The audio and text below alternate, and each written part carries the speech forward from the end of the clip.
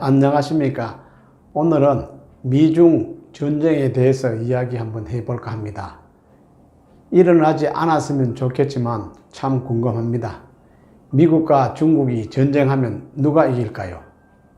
오랜 기간 동안 지원 자리를 지키고 있는 미국과 새롭게 GT로 자리매김하고 있는 중국과 이 두 나라는 팽팽한 기싸움으로 신냉전 시대를 만들어가고 있고 우리나라는 그 냉전 속에서 여러모로 큰 추위를 겪고 있습니다.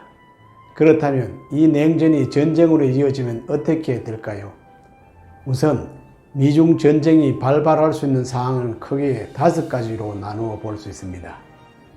첫 번째로 중국과 일본이 동중국해 셴카 주변을 놓고 무력 충돌을 벌일 경우 미일 동맹으로 미국이 전쟁에 개입하게 됩니다. 두 번째로는 남중국해에서 중국이 필리핀, 베트남과 해양 영토 분쟁 시 미국이 개입하게 됩니다. 세 번째, 북한이 붕괴될 경우 미국과 중국이 개입하게 됩니다. 네 번째, 중국이 대만과 무력 충돌이 발생한다면 미국과 중국이 또 개입하게 됩니다. 다섯 번째로, 중국이 배타적 경쟁 수역이라고 주장하는 상황에서 미군 공군기와 중국 공군기가 직접 충돌할 경우 개입하게 됩니다.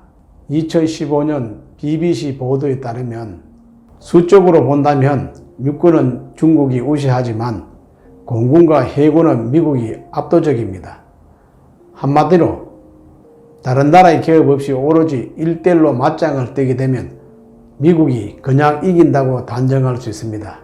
하지만 이와 같은 전쟁 발발 사항을 보면 동맹국 간의 개입도 무시할 수가 없는데 미국은 한국, 대만, 호주, 캐나다, 싱가포르 등 어느 정도 경제적 군사력을 갖고 있는 동맹국이 있지만 중국은 미얀마, 캄보디아, 북한, 라오스 등 동맹국까지 참여한다 하더라도 미국이 앞서갑니다. 결과론적으로 미국이 전쟁에 이겼다 하더라도 하지만 이미 세계 1차 대전, 2차 전쟁은 발발했었으며 우리가 있는 동아시아 지역은 중심으로 제3차 세계대전이 일어나지 않는다는 법은 또한 없는 것 같습니다. A2, AD 전략을 추구하고 있는데 이는 Anti-Access and Area Denial의 약자로 반접근 전략이라고 부릅니다. 이는 제1도련과 제2도련선, 제3도련선을 기반으로 한 방위라인을 설정하여 해양 세력의 접근을 차단 거부하는 전략입니다. 한마디로 중국이 미국보다 해군이 약하기 때문에 미국의 해군이 중국이 못 오게 하는 수단으로서 육주의 미사일 등 화력을 동원하여 방어선을 구축한 전략입니다.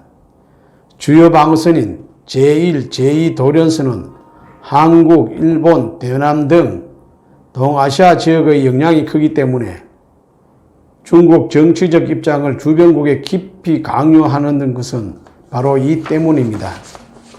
미국과 중국의 군사력을 비교해보면 중국은 육군이 223만 명, 미군은 143만 명입니다.